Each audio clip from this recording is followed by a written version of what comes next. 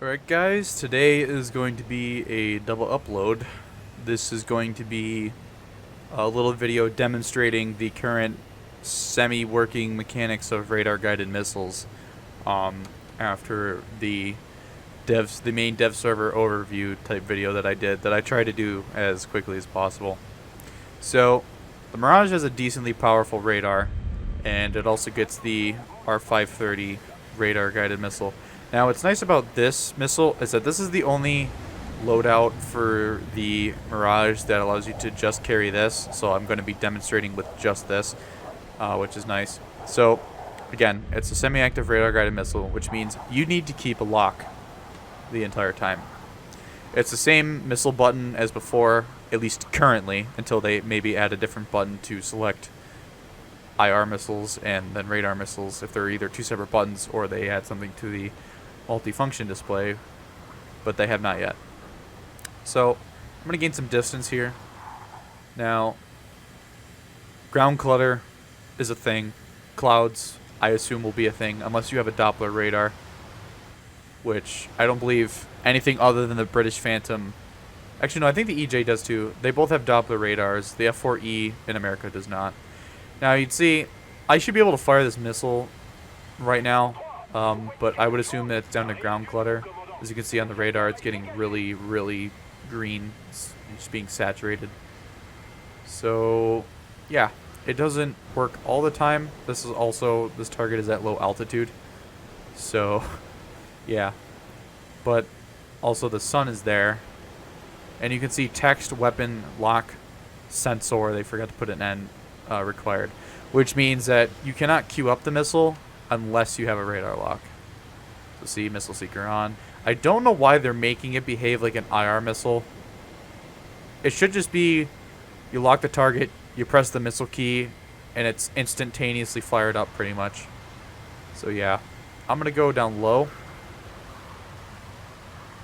And I'm going to lock it again to see if I can avoid some of the ground clutter. And there you go, it's locking. Now, we're not going to fire it on this target because it's at low altitude. I'm going to fire it at the high altitude target. So, obviously in this situation, in a test flight, I mean, I would just use the IR missile. I still think that the IR R530 is going to be king over this missile, unless obviously it works somewhat properly. But obviously you can see here I'm locking him. See, even outside the eye, I'm kind of locking him.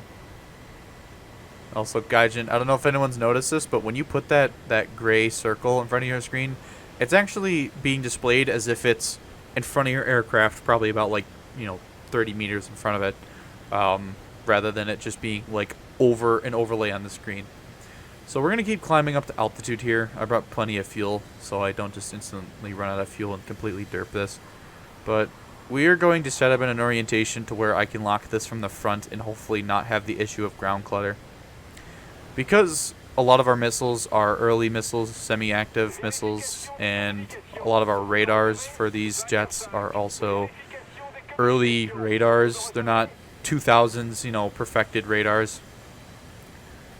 I think the best approach angle would be not from directly level with the target, but below, because you alleviate a little bit of the ground clutter. Now, to make this easier on the Mirage, I can actually make it so its vertical scan is only 5 degrees, which makes this a lot easier. So now, see, he's kind of front aspect, missile away, and I'm going to obviously just keep the nose pointed, but we're going to spectate the missile here and find our target.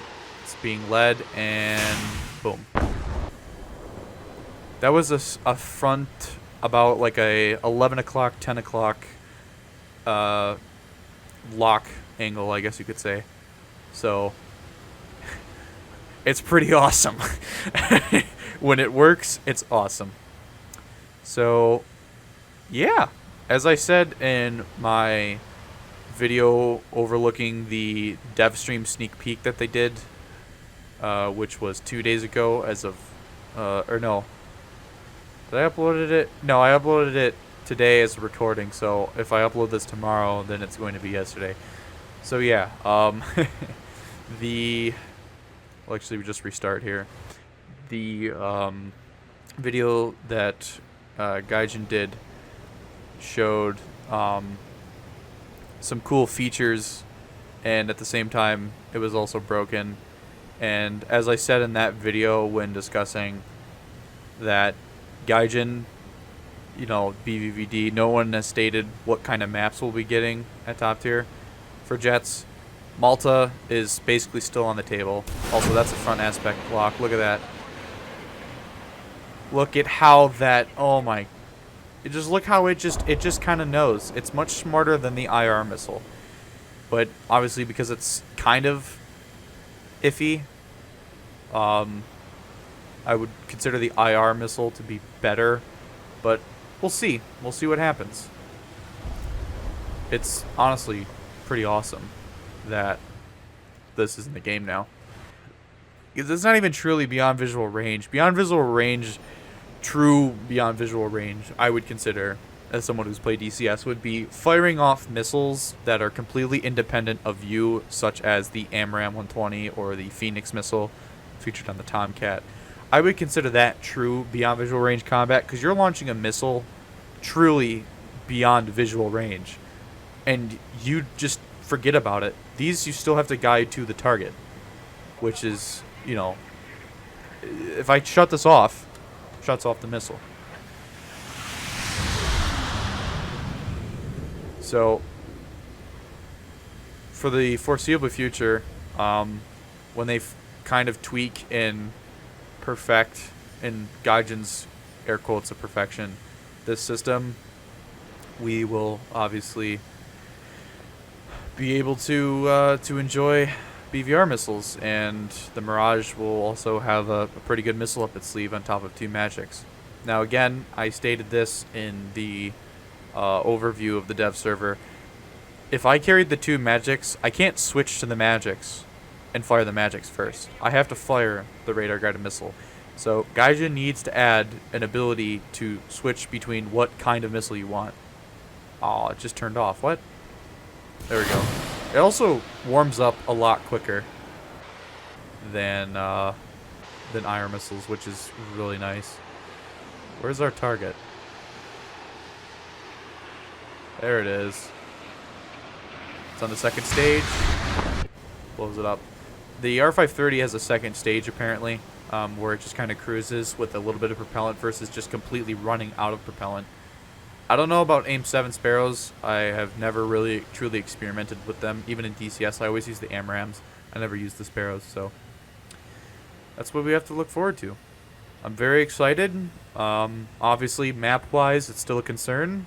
Time to bring back below S.U.M.M.E.R.